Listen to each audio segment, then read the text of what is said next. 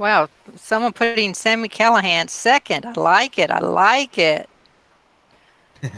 I knew there's a reason I liked you. Thanks. I think he's awesome. I think he's a great wrestler. I really feel like he could have gone a lot higher in NXT, but nonetheless, it is what it is.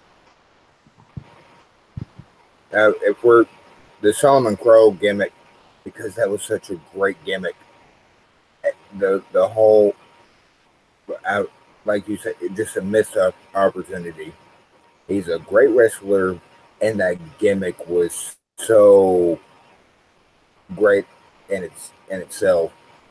Just something didn't connect for whatever reason. But I agree with you that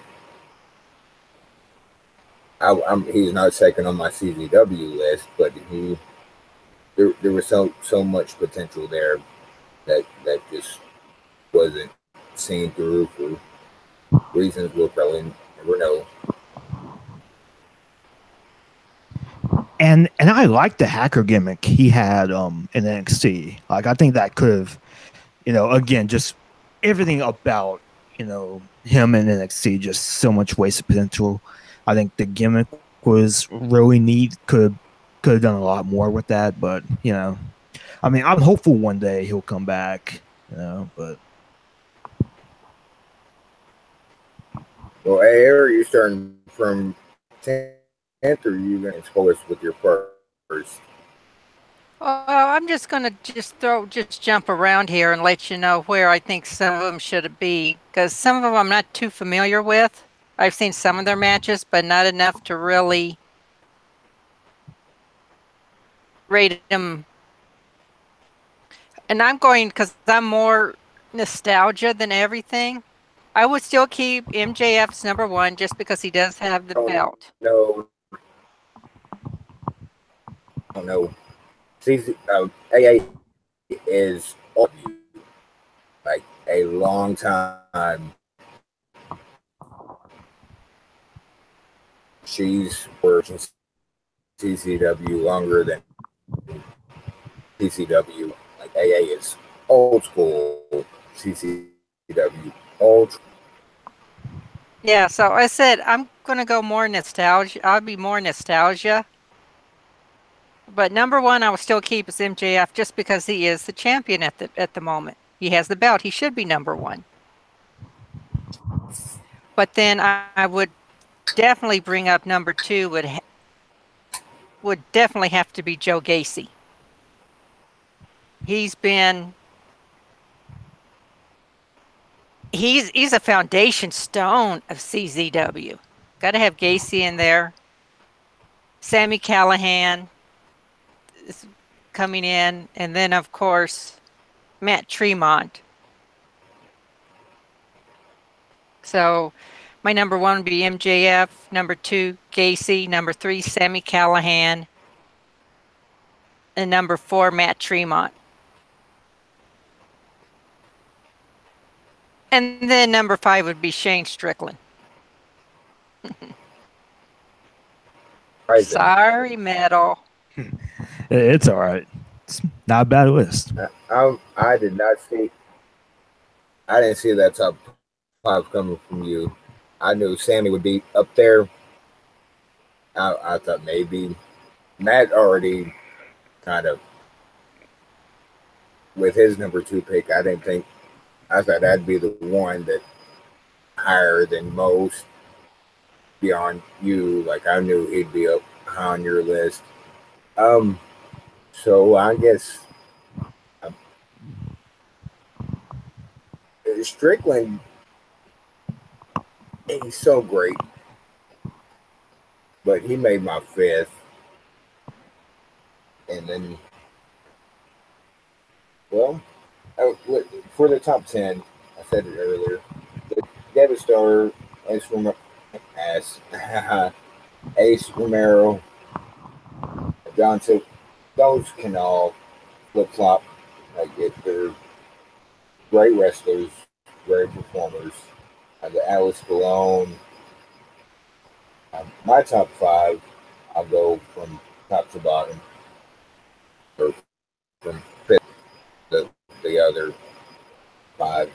to anybody, but I have Shane Strickland fifth. Talented, talented, talented.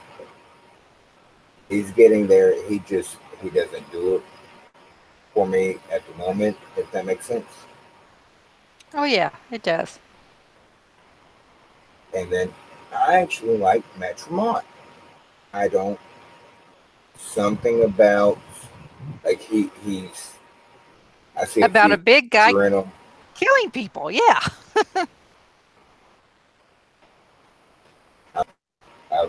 Third, MJF, and you want to talk about somebody that has all the potential. 21 years old, and just has all the moves, all the. It reminds me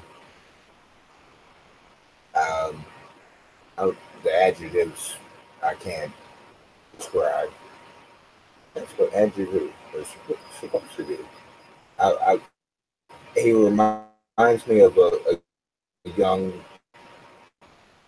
John Moxley, VWP, put on a show.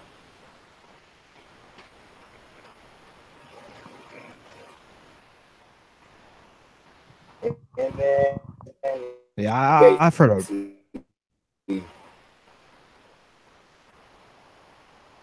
Like,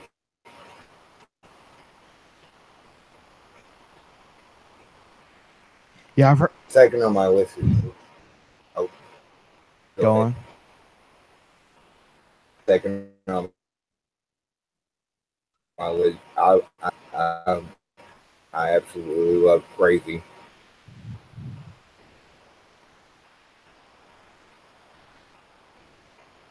And the first on my list is Joe. I blame me all you want. Ridicule me all you want. Don't care. I whatever. That dude is and I just sent CCW. Like he just me.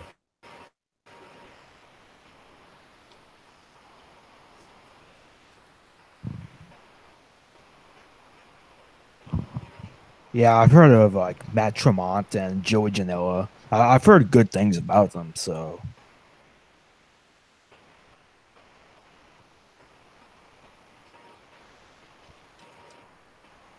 One's more a little over the top than speaking of Joey than Matt is, but you know it's hard to describe or compare other. But I watch Joey Janela a lot in Progress and that kind of and he's really really good, but he doesn't mind getting really really bloody, you know, and going at least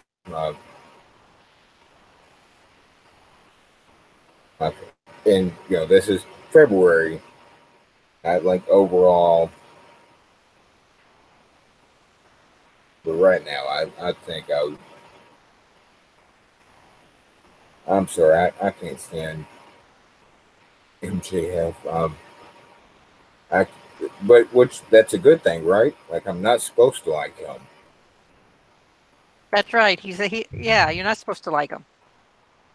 And he's doing the exact same thing. Like the Miz is like I'll watch him. I'll watch every match he has, but I don't like him.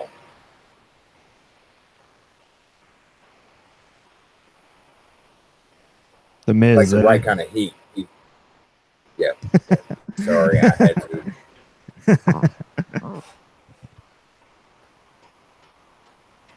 But that's the heat. I just want to see him get his ass whooped.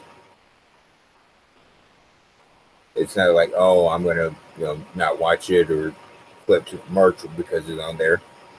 I'm watching it because I want to see him get his ass whooped.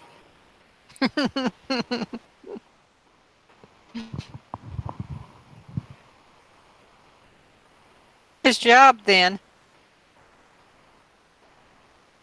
So, Raw. What did you guys think about Raw this week? I thought it was pretty good for the most part. A couple screw-ups here and there, but for the most part, I thought it was pretty good. I loved how it opened with a wrestling match, not an authority figure. Even if the match Remember is go on. Go ahead. No, you go ahead. I mean, even if the match itself was really, really predictable, I mean, there was no doubt who was going to win.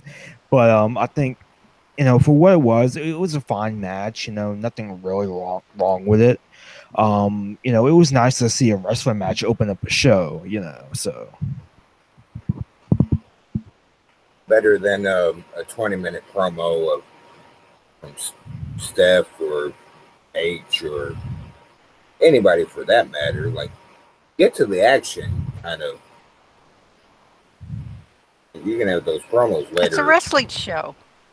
Exactly. yeah. If I wanted a talk show, I'd watch more promos or something. As they say, it's a wrestling show about a wrestling show.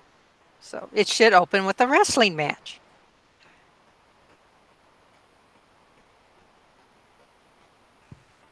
Yep, the build up to Elimination Chamber is going along pretty nicely.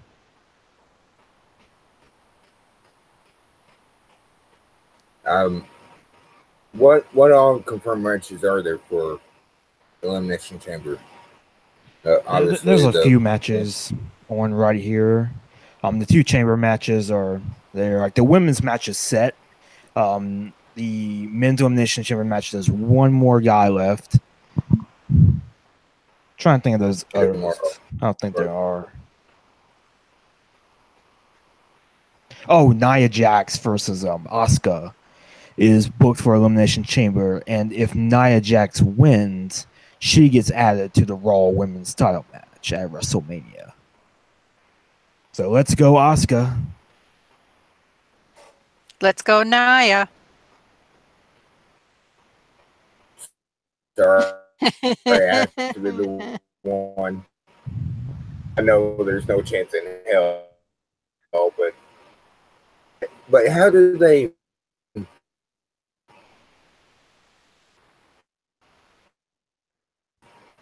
With moving, like, okay, so who wins the Elimination Chamber women's match? How do they come out of the Asuka Nia match with Stewart to go over? Because I don't see Nia to break the streak. But why even make the match if that I'm dumbfounded with that stuff. I mean, I wouldn't think so either, but then again, this is the same company that last year at Fastlane decided to end Charlotte's, I don't know how many wins she had, but it was a lot. She was like undefeated in pay-per-views and just threw it away at Fastlane to Bayley. It wasn't even like a title change, it was a title defense. So, I wouldn't put it past them. I mean, obviously Charlotte and Asuka's streaks are very, very different from one another, but even so, But yeah, I mean the women's elimination chamber match could be interesting because the lineup is Alexa Bliss. She's going to be defending her title against Sasha Banks, Bayley, Mickie James, Sonya Deville, and Mandy Rose. So it's an interesting lineup. Does it go on last? They might. They just might. They might. I really don't know. It's possible, but I'm not sure. I could see them doing that. That they will push the history and hashtag history.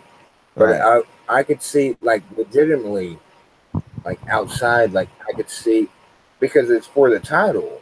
The men's elimination chamber is for number one contender. I could see them. There's stakes, more stakes, and the women's elimination chamber. Does that make sense?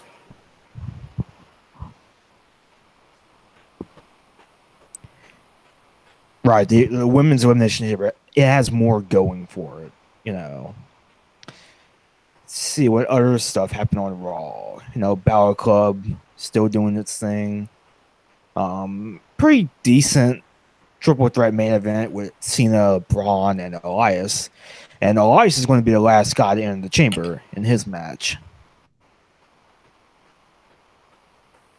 I don't think it really means anything. I doubt that he'll win, but you know, he could be a decent showing. And also, is it just me, or is John Cena kind of phoning it in lately? Oh yeah, that started. Um, SummerSlam or Survivor Series, obviously, but before that, it's just like he's done a. I don't want to say warm body, but like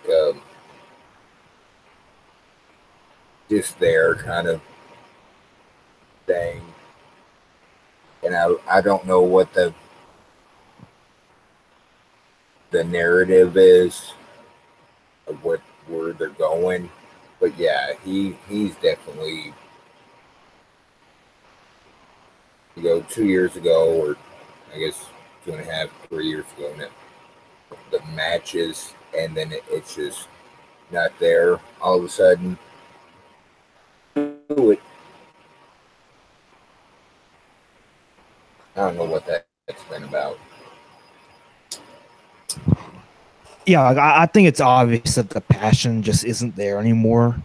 You know, not as big as it was, a few years ago. I feel like it started maybe around when he first came back at Battleground last year when he faced Rusev in that flag match. It seems like ever since then he was just kind of fun, with the exception of Roman.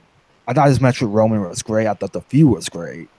But other than that, it just seems like he's been, just kind of going through the motions the past year or so. I mean, it just doesn't seem like he wants to be there anymore, or at least not as much as he used to. It just feels like he's just killing time until his next movie or whatever.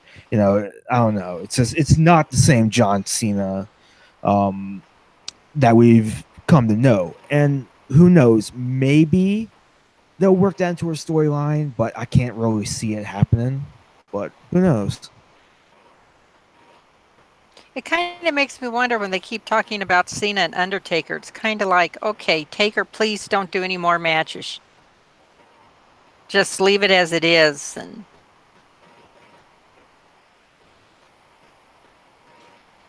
And Cena, it could be Cena, maybe Cena's injuries, all those injuries and everything, and he just because he did heal, came back so early, it's finally starting to catch up to him too. Maybe he's starting to, because he came back, and a lot of those injuries, he should have been out longer, but he came back sooner. Yeah, maybe And so. maybe now he's getting up there in age. It's getting to the point now where he's starting to feel it. He's starting to feel all of those injuries and everything a lot more. Yeah, maybe so. Because he doesn't run out to the ring and jump into the ring as fast and as smooth as he used to. Yeah, every time during the last few months, like every time where he runs and dives under the top rope, like every time I'm worried, like, dude, you better scared he's gonna hit his knee on the apron and bust his knee, or hit his head on the bottom rope, because it's just not as crisp as it used to be. He's, of course, we'll never know. Yeah, and we may eventually know, but and we have to give credit where it's due, and he's doing right by wrestling in general, WWE, of sticking around, and regardless of what you thought or what anybody thought a few years, like he's doing right, I guess. Still pissed off about the Rusev Cena match at WrestleMania 31, but that's neither here nor there.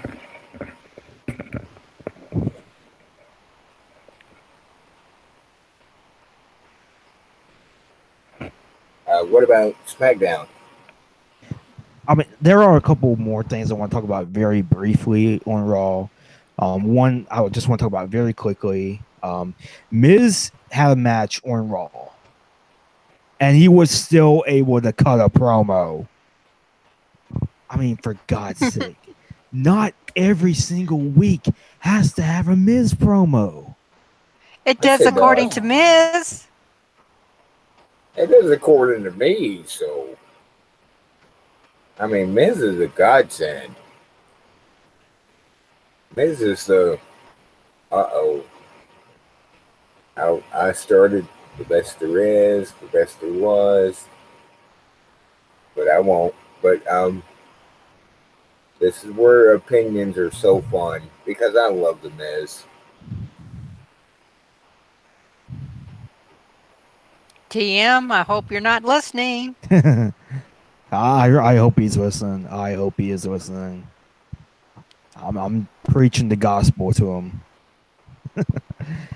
I mean, even when he's having the match, he still finds a way to cut a freaking promo. Not every single week has to have a Miz TV or a Miz promo or anything. Just go out there and averagely let's wrestle. And if that's not a word, I just made a word. Oh. And during Miz's promo, I just turned the channel to MTV Classic. They were showing a Fuji's video. It was much better than a Miz promo. Was it killing me softly? Because if it wasn't killing me softly, that might be up for debate. Yeah, it was killing me softly, actually. Okay, I can accept that. But and I agree with their over, and they've been doing it for a while. The Miz TV segments and like that. Everybody wants to praise the Attitude Era, and where they did have these kind of but not every week because performers' chances. Well, maybe every other week, give him his TV segment. Maybe every month, something. I get where he's grading, but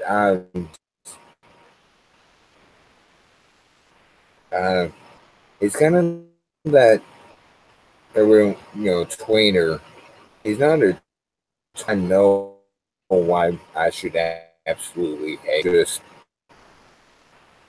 but I don't because I won't cheerily, but I won't boo him either. That makes sense. Misty has run its course if it's.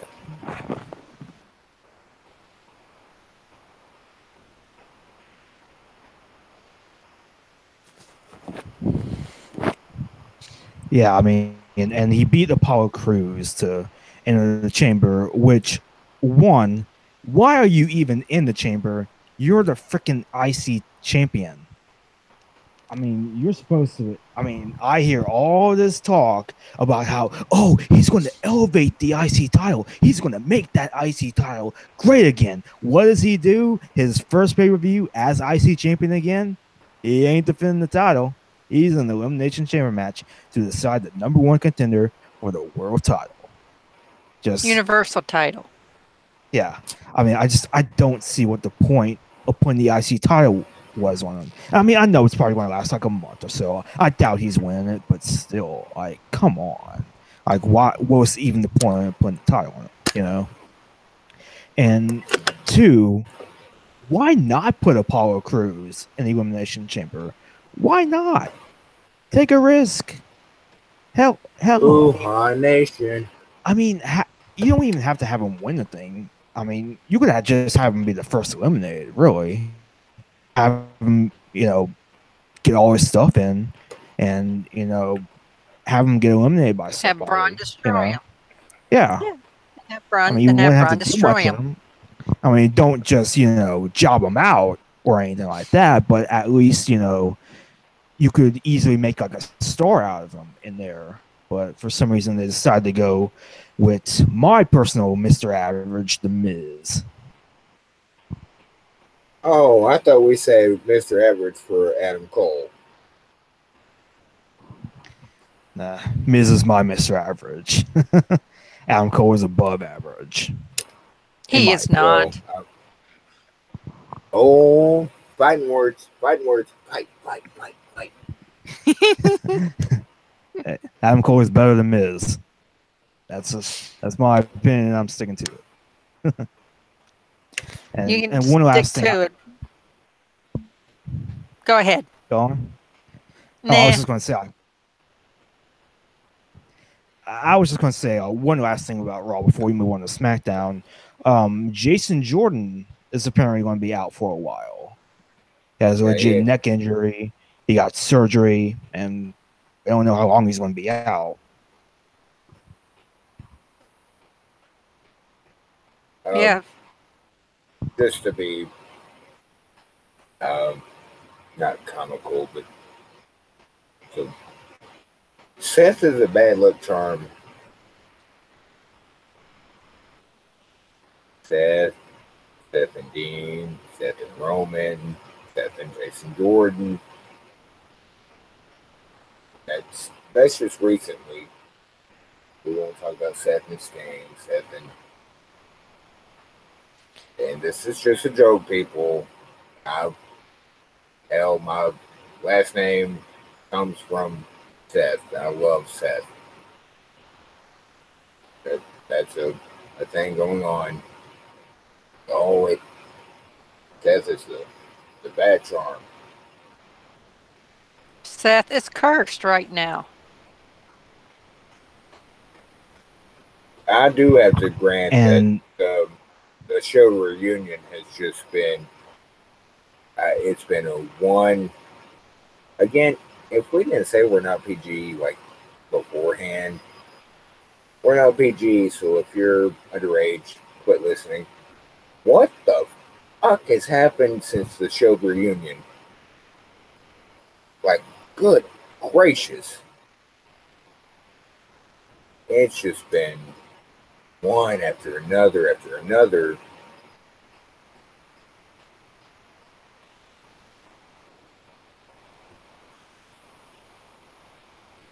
Well, look, poor Seth, what's happened to him. First it was Dean, and then he was supposed to have a program with Dean after WrestleMania. But that's not going to happen because Dean's out. Then, so they put Jason Jordan in to do, from what it sounded like, basically the same storyline, but with Jason. And now he's out indefinitely. So, poor Seth, he's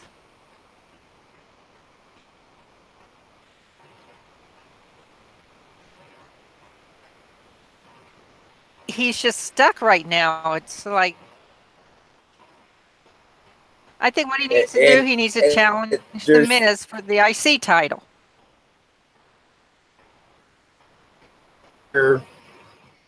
It was the opposite. Seth was the one, or I guess you can go, 2 years, year and a half. Seth was the outsider looking in. And now all of a sudden, like, standing out of the Shield.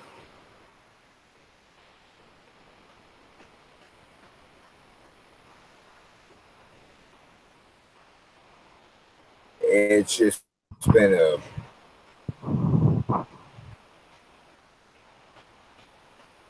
So, I think he needs to start a program with Miz. Yeah, yeah, I think so. I think that would help him. At least it would have some But direction there, what about and at Finn least Balor it wouldn't be another bar with the match. Miz? As Right. long as he wins, that's all that matters. Well, what he needs to do is he needs to take the title off of the Miz and Absolutely. become a Grand Slam.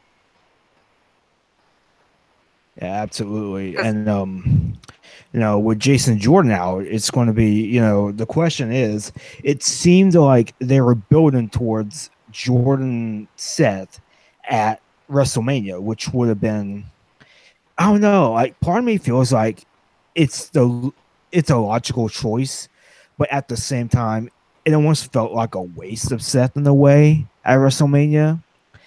But Oh, definitely, let's yeah. definitely. How long Jason Jordan is going to be out. I can't imagine him being at WrestleMania. I don't know the severity of the injury, how long he's going to be out. So I don't know. He could come back, a few weeks, maybe. I don't know. Doubt it, but he might. But in the event that Jordan isn't able to be at Like, WrestleMania, who does Seth face in his absence? Because watching Raw, it seems like it might be Angle. What do you two think? as far as the injury, 6 months is what I've heard roughly. I don't think Jordan's coming back for Mania. As far as Rollins' opponent at Mania, I would. Uh, Here's my money: Rollins and Balor.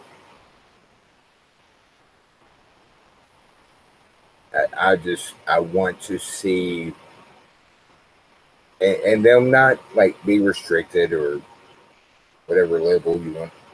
Just Seth Rollins versus Finn Balor again.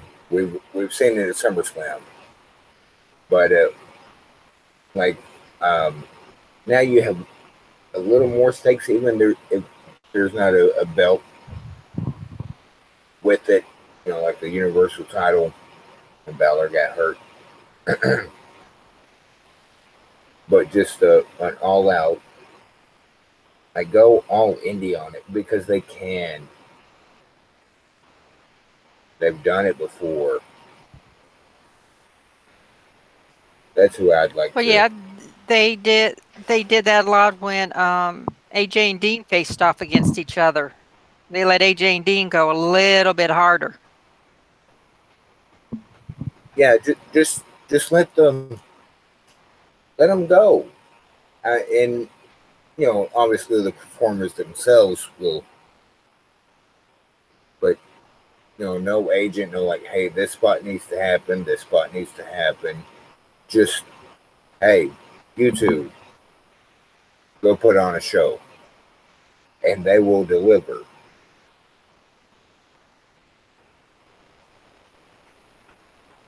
Yeah, I mean that could be a really good match, especially at Mania. Um, I would prefer if they had something to fight over as opposed to this kind of, you know, you two don't have anything going on. Go out there and wrestle.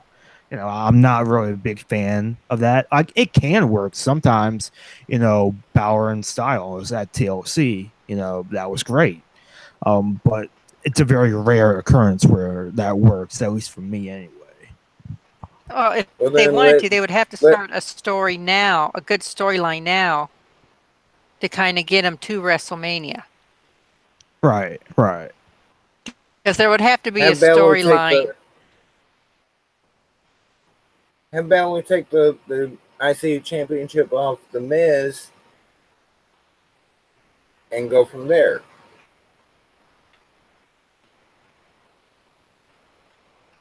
I mean, these aren't like novel. Like you have to get just in for one story. Like it's simple, simple. I'm gonna get flack for that, but it's not that complicated. Like if you want something to fight over, obviously we're not going to get them fighting over the Universal Championship, so give them something to fight over. The only championship is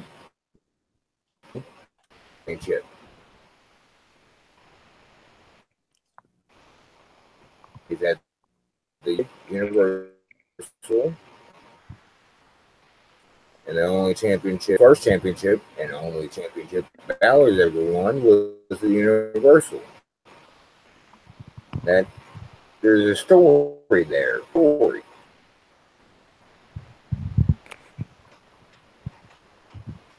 Yeah, you can tell a good story with that. If they would have Balor, turn heel, and like, yeah, you injured me. You took several months out of my career. I'm coming after you. They could do that if they wanted to. Yeah, there's a lot of backstory there. Like the reason I'm still not in is you have my shoulder all up. Like there's like onions. You peel the onion away.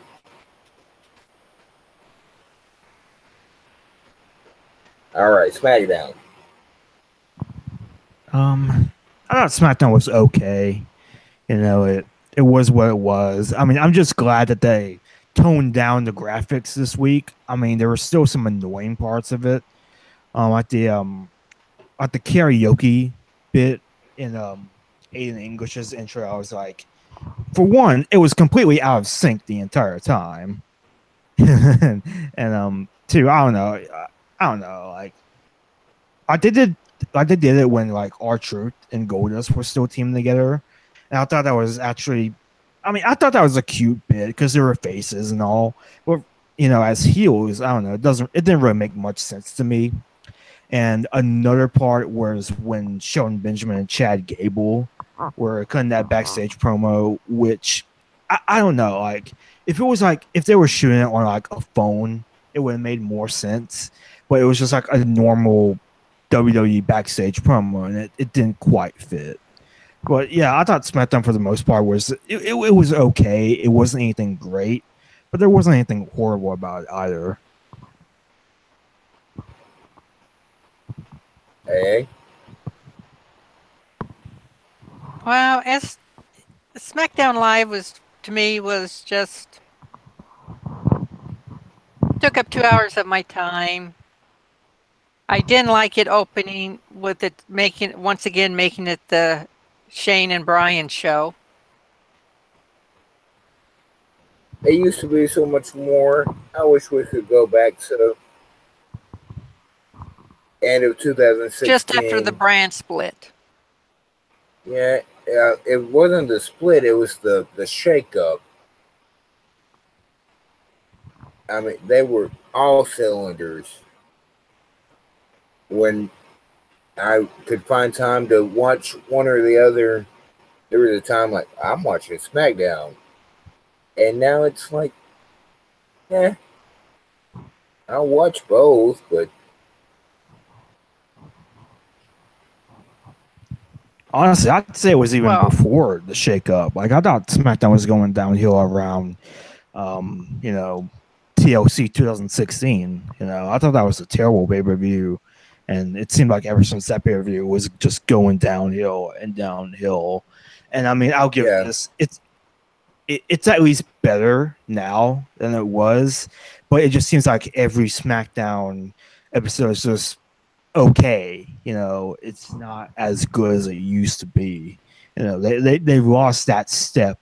They fell down a step, and I don't know what it's going to take to get it back to those glory days of the post brand split 2016. And then they were the SmackDown 6 from the original split. They were, I will never say like they could do or they did better than that, because the original SmackDown 6. God, that was so great. But they were like on the cusp of right there. And now we're with Authority, you know, Shane versus. It just, that's not my cup of tea. The Authority storyline just jumped from Raw to SmackDown Live. That's all it did. But there's no clear Right, cut. with different the it's so frustrating because SmackDown, in my opinion, from the brand split till not that long ago, SmackDown was a recap or something of Raw and SmackDown. I'm watching this, and then it just quickly. Well, here we go. I guess.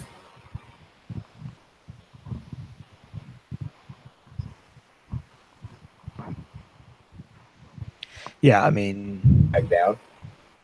Go on. I was gonna give the SmackDown top 10 just came out today. Like the overall. I'm gonna go from 10th to 1st. Number 10. Ty Dillinger. 10. 10. 10. Number 9, Randy Orton. Number 8, Becky Lynch. Number 7, the Usos. Number 6, New Day. Number 5, Bobby Roode. Number 4, Naomi. Number 3, Nakamura. Number 2, Charlotte. Number 1, AJ Styles. What are your thoughts on that list? Matt, what's your thoughts on it? I mean, it's not a horrible list. For one, there's no heels on it, which I don't know. Like, if the superstars are voting for it, considering how many heels are on the brand, how many heels are on the company, you think at least 1 or 2 would be on there. But number 10, Ty Dillinger. They only did that for the 10 gag. Because of the 10. There's no reason number why. 10, just like. There's no other reason why he should be on there in storyline.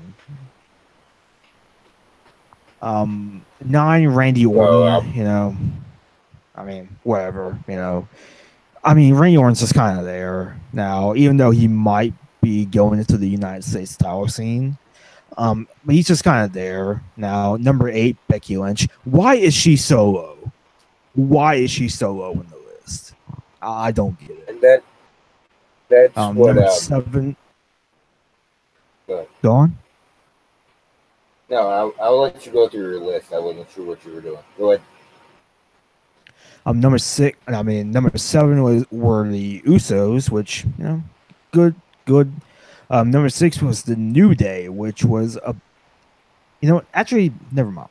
I was actually going to say it was like why are the New Day rated higher than the champs, but it is a popularity contest among the superstars, so it wouldn't make sense. I still consider the Usos heels. Like, it seems like they're going towards like tweeners or faces, but I still consider them heels.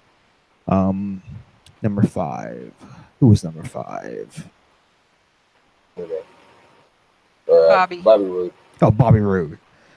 Yeah, he's a mid-card title. He's a mid-card champion. 5.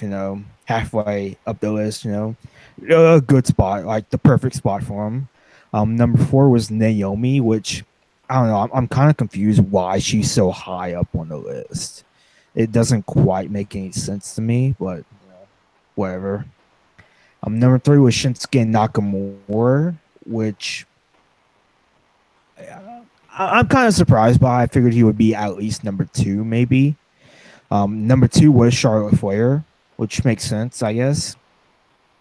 And the number 1 was AJ Styles, which, yeah, WWE champion makes sense, you know.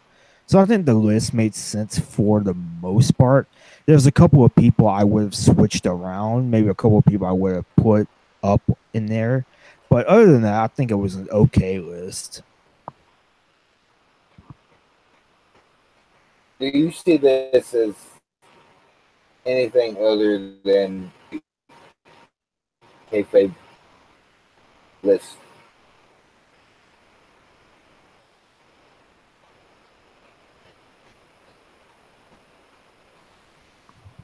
What? Do you see there than a kayfabe list?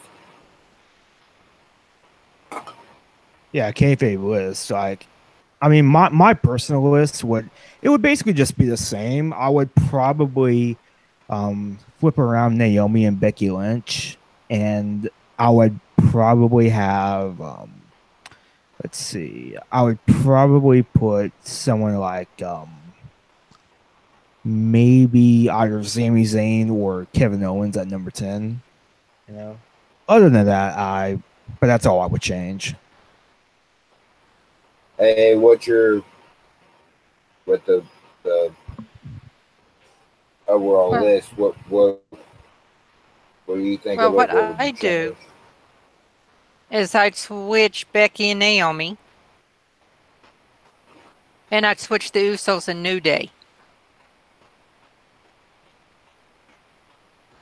Actually, I would switch the Usos and Bobby Roode. I put the Usos in at number 5 because I do enjoy the Usos more so than I do Bobby Roode. But Yeah, just go ahead. Go ahead. Becky should not be where she is. Becky should be much, much higher. Absolutely. I don't get why she's so low. Well, And of I'm course, so AJ Styles should be 1. I mean, if it were up to me, I'd have Becky Lynch be number 1, but that's neither here nor No, there. no, no, no. She doesn't. No, no, no, no, no. Come on now. At the most, number I mean, 2. I did say it if I had my way, you know. If we're gonna do that route, I will. AJ's first. I mean, he built Megan Live. It's the house that AJ Styles built. And you Yeah, know what's funny is, that's kind of a pet peeve I'm having too, because it seems like the only thing they have AJ Styles say is that, like, this is the house that AJ Styles built. It just seems like that's all he says. it's true. I mean, it's true, but still. I know. Just like agree to disagree, or however you want to. Like it, you can't take AJ off of first, and at least to me, like AJ has to be first. Um, I'm not. Oh crap! I'm going to get a lot of. I'm not even sure nothing more goes in the top 10, but I'd have AJ first. Charlotte would be way down my list.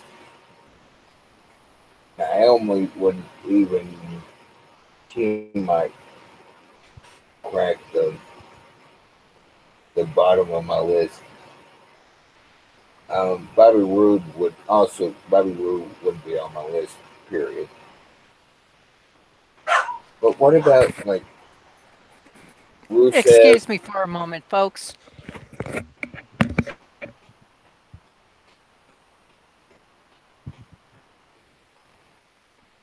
Lost egg. I'm gonna keep going.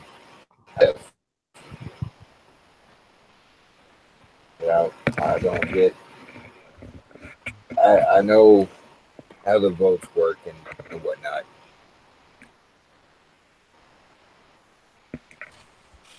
But Yeah. Let's talk about the main event for a bit. Sammy and Kevin Owens had a good match, as they always do. But let's talk about how AJ Styles is a complete dum dum. Like, okay, so Sammy and Kevin Owens are talking trash to AJ Styles, and AJ Styles decides to go ahead and attack them both. And Daniel Bryan making a pretty logical choice since the match ended in a draw. Both men go to the fast lane. AJ Styles basically just screwed him out of his title, basically. I don't know. It just made no sense to me. And then what happened this week was Shane McMahon announces on Twitter that it's going to be Baron Corbin versus Dolph Ziggler, which was already booked, on SmackDown. But he decides to take it an extra step further because whoever wins, they get added to the WWE title match. It's just like, why? Like, first of all, neither of them were on that top 10 list. What's the reason for that? And two, why does Dolph Ziggler, who basically walked out of the company, several weeks back, why does he get a possible world title shot out of nowhere? And I'm half expecting AJ Styles to just go ahead and attack them both, and it becomes a fatal five-way at Fastlane. yeah, there's sometimes wrestling you just have to throw a reason out of the window, and I'm one of those times that, Yeah. I mean, just the main event scene is it's so muddled. It's so cluttered. Like, it's the same feud, every month. Kevin Owens, Sami Zayn constantly in it, AJ Styles, who I honestly wish he was a heel again. I just thought he was so much more entertaining as a heel. Daniel Bryan and Shane McMahon. It's just like, it's so cluttered. The priorities are all screwed up. Like, I mean, like, it takes talent. When you have a main event scene with AJ Styles as the champion, Kevin Owens, and Sami Zayn, and you manage to make that main event scene boring, like, that takes a special amount of talent. Yeah, that takes a special amount of special. How can we water this down and make it non-important? Yeah, like, the Daniel Bryan Shane McMahon thing just needs to end as soon as possible, because it really is just the same thing every week. Shane McMahon, I think you're showing bias for Kevin Owens and Sami Zayn. Shane, I'm just trying to be fair. It's that every single week. It's like it's the equivalent to the Miz on Raw. It's the same thing every week, and there's no forward moving of the storyline. It's just the same thing every week. It would be one thing if they were constantly like advancing the storyline, but it really doesn't. It's just the same thing, and I don't know. It's just not entertaining for me. It's the Miz doing his Miz TV stick or whatever, but without the progressive, like, this is leading somewhere. It's just so stale. It's just, oh, we're gonna do this again. Like, there's no, I don't know the reasons behind it. I don't think anybody knows what Daniel's been cleared or what they're leading to, but shit, how long have we been dealing with this? The back and forth of and the basically a pissing contest of, oh, you're gonna do that, I'm gonna do this. You're gonna do that, I'm gonna do this. It's just so monotonous of where they're going with the story, if they even have a story to tell at the end. they had a story, but it's gotten lost because it's the same thing over Yeah, and over. They're not advancing that story. Right. exactly. It's repetitive. Like every week, it's the same. And I think what the worst part is about this storyline is that it's been going on since August. We're in February now. Like it's way too long. Like if you want to do like long-term storylines, that's one thing. But not like this. This Like isn't how if you you do want it, though. yeah, right. That's what I mean. Like if you want to do long-term storylines, go for it, but don't do it like this. Don't have it be the same thing every week. Don't have it be, boring or stale or anything like that. It's taken away from all the other stuff that they're so great. It's taking the enjoyment, or however you want to put it. It's so on that that the smaller storylines are, but they're not. Oh, Shane and Daniel.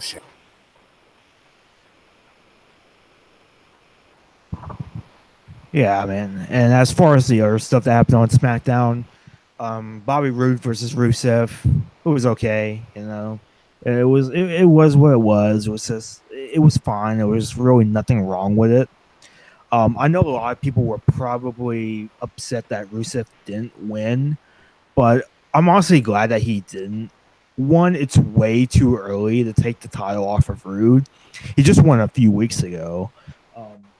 And two, I don't know, maybe it's just me, but I'm kind of over Rusev as United States champion.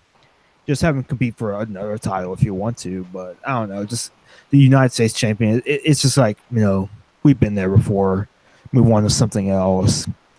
And I don't know. I'm probably going to get a lot of heat for this, but I do not get the Rusev Day thing at all. I just do not get it.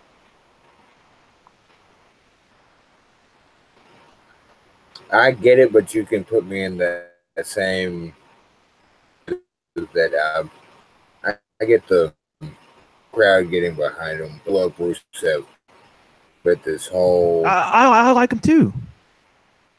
But I don't know. the It feels like move. they know that they have a hit with Rusev Day, but they're kind of ramming it into the ground, in my opinion. Way too quickly. Excuse me. That they just like, oh, here's something. Let's roll with it, and just continuously.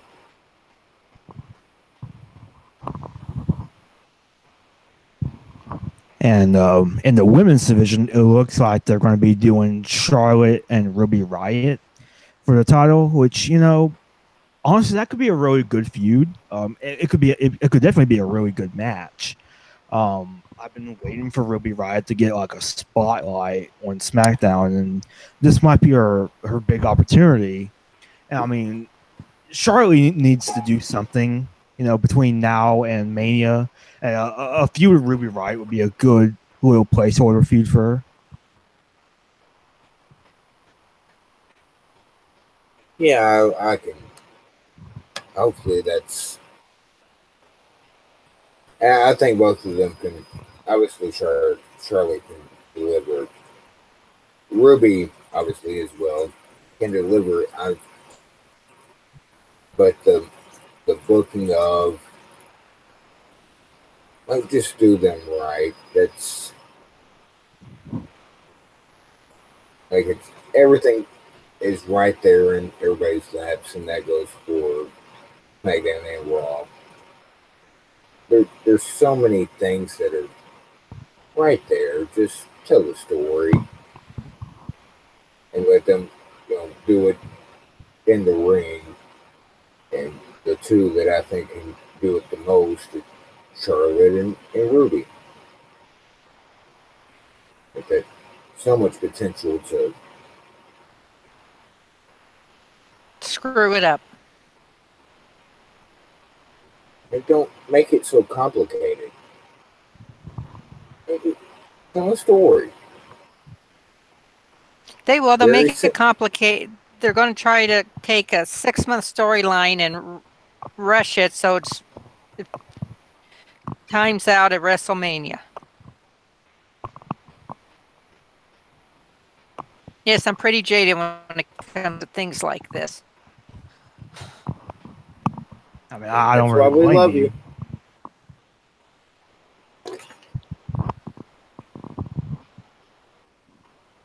But yeah, I can't really think too much else on SmackDown of note, except that they really need to develop, some of their characters. I mean, Usos I kind of get.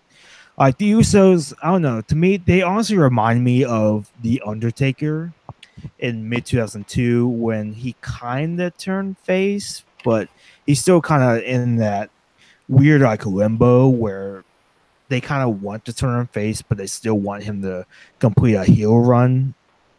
That's where the Usos kind of are. Like I don't know what they're supposed to be.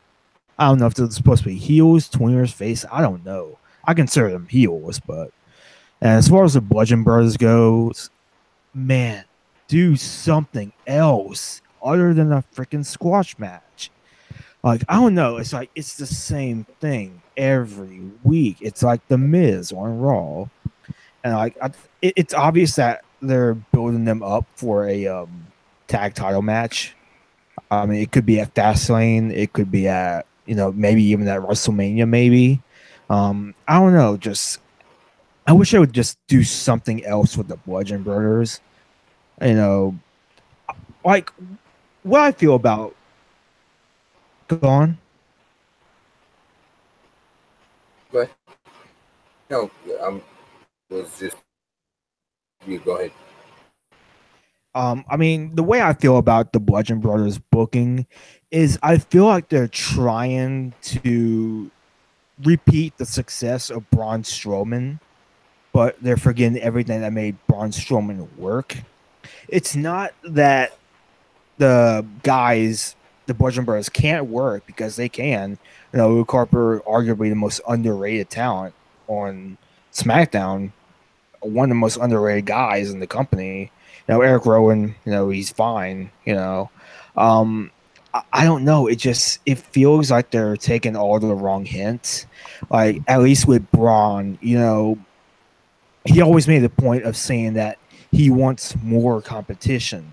And he said that if he didn't have any competition next week, there wouldn't be a next week. The Bludgeon Brothers, it's just they arrive, squash a tag team, leave. That's really all they do. It'd be nice to see them get some like promo time, just some more promo time. Maybe try and maybe advance their squash matches just a little bit. Like maybe have them squash 2 tag teams instead of just one. I don't know. Just try and do something different, or at least advance their character development more. Because the Bludgeon Brothers are, in my opinion, starting to get a little bit stale. And Harper has. Go ahead, Go ahead. I was just going to say that the recreation or trying to recreate of like this works for everybody doesn't. Like it's tried and true. Like you can do this with this and do that with that. But it can come together, but you have to do it the right way. Right. And they're not doing it the right way.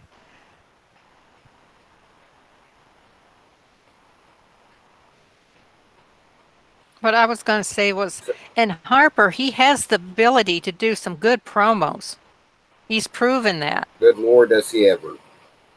I mean, absolutely. He is probably the most underrated wrestler on entire SmackDown Raw.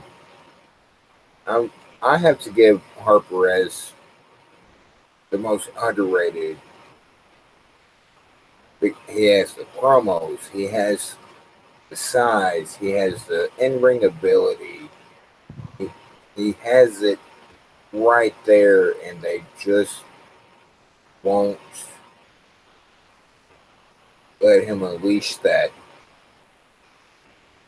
I guess for obviously I'm a Brody Lee fan, so it's all there.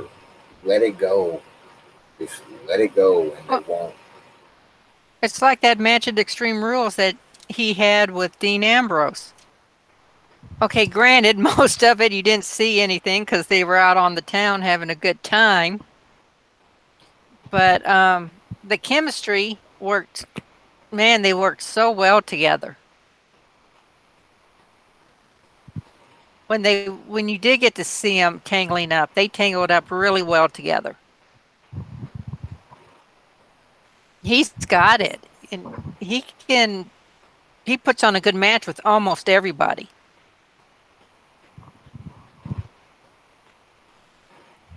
Yeah, I wish they would have just let him be a solo superstar, around the time of Mania last year. Like, they really could have told a really good story with him being, rebelling against Bray Wyatt and just doing his own thing. But they never really capitalized on his momentum.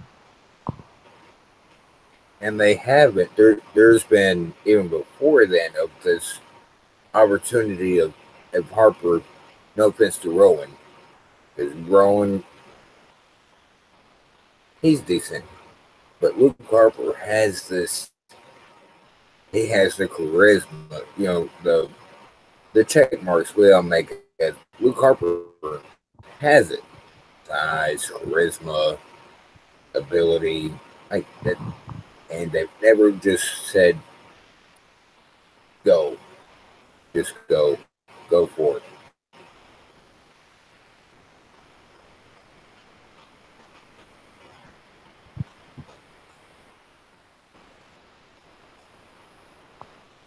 Yeah. So that's all I can think of about SmackDown at the moment. About the same here. That's about all there is to talk about on SmackDown. Yeah. I hear there's this podcast on the right. Somebody might be doing. I'm not gonna name rhymes with Metal Matt. Wait, what? What? What were you saying? I'm talking about aggression or something. Oh yeah.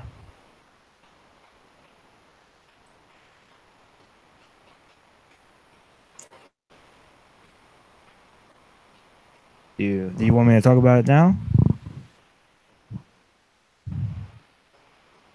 Sure, go ahead. All right, so I'm planning on doing my a podcast of my own called the Ruthless Aggression Podcast, which will take a look at all the WP reviews and a few special episodes that took place during the Ruthless Aggression era, which was from 2002 to around 2008. And I'm going to be doing it from Vengeance 2002, which I personally feel is the start of the Ruthless Aggression era, to the Bash, or the Great American Bash 2008, which was the last TV 14 pay-per-view of WWE. And I believe like 2 days later it ended up becoming TVPG. So I consider that to be the end of the Ruthless Aggression era. So I'm going to be doing all those pay-per-views. I'm going to be, doing a couple of bonus episodes now and then. I'm going to be taking a look at, music albums that they released during that time. Maybe a few episodes of Raw and SmackDown, and maybe a little bit of WWE ECW thrown in there as well. So I'm going to be doing all of that. As far as when I'm going to start this podcast, I'm not sure. I'm planning on doing at least one more podcast appearance before I do that, when that appearance is going to be, I don't know. Any podcast that wants to have me, I'll be more than happy to make an appearance on there. And then after that, I'll get the ball rolling on this podcast. And as far as the lineup will go, it'll be me, and it'll be just a revolving door of guests. Sort of like what Shooting the Breeze is doing now. Like maybe 1 week I'll have AA and Mox, for an episode. Like, for an episode that maybe like was really violent or really bloody. Maybe like No Mercy 2002 with Taker and Brock in that Hell in a Cell match, or the ECW One Night Stand pay-per-views, or maybe even better than any of those, December to Dismember 2006. we better be your first guest, AA and I. Oh yeah, for sure, because you really helped me build my path with these guest appearances, which I thank you for that as well. Thank you for having me on all of these episodes. I really appreciate it. Thank you for being here. But yeah, I want to have like a revolving door of guests, like AA and Mox, maybe 1 week AA and Mox, the next week, TM, MDS, another week, maybe Fizz, just people like that, people from the cage side, community who want to talk about the Ruthless Aggression era with me. So that's all, that's all. I don't have an official start date yet, but hopefully it'll be sooner rather than later.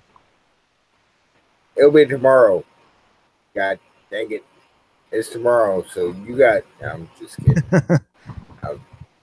I could probably do it tomorrow if I wanted to, but I'm just going to wait it out just a little bit longer, just make sure I'm 100% prepared. Well, you sound prepared to me. Through the rule. Thanks.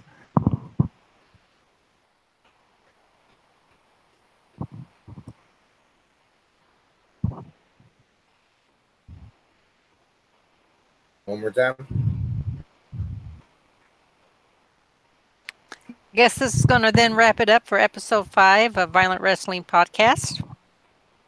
Please make sure to check out Metal Matt's podcast when it comes out, as well as Shooting the Breeze, which is on Saturday mornings. And don't forget Two Guys, One Sport on Thursday nights. And how can we get a hold of you when you're not on a podcast? Well, on Twitter, you can find me at MetalMat15. I don't really tweet all that much, but you can catch me on there if you want to. I'm also on Cage Side Seas. I hang out in the daily and the nightly all the time, so you can check me out there. And you can get a hold of me on Twitter at Lady Roshana. That's LadyRoschana. Yes, I know. It's complicated. Alphabet soup there. Or you can find me at Cage Side in the daily and sometimes in the nightly at Ambrose Alley. And Mox, how can we get a hold of you? If you don't know what Lady Roshana means, then that's on you, and I would go to Google real quick. You can find me at Fireman6809, 6809 for those that... I'm sorry, I'm a numbers guy, so I say 0 instead of O, but it is Fireman6809. You can find us at Violent Wrestling with no G, and email us at Gmail at Violent Wrestling with the G. With I try to enunciate the G. Dang it. I try to enunciate the G. The Twitter is the only one that doesn't have the G. And we're going to look forward to Metal Matt with his new Ruthless Aggression podcast and go from there. I think we've touched everything we wanted to touch. It's like always, it's been fun. It's such a joy to talk to friends about our favorite thing, which is this professional wrestling. Thing. The thing. The thing. The thing. Dang, dang. Hey, all right, guys. Have a good night. Subscribe, hit the like button, follow us. Make sure you follow Metal Matt. He's been instrumental into our ascend into the stratosphere. Thanks, man. It was great having you. And thanks for having me on. I had a blast. Always. Good night.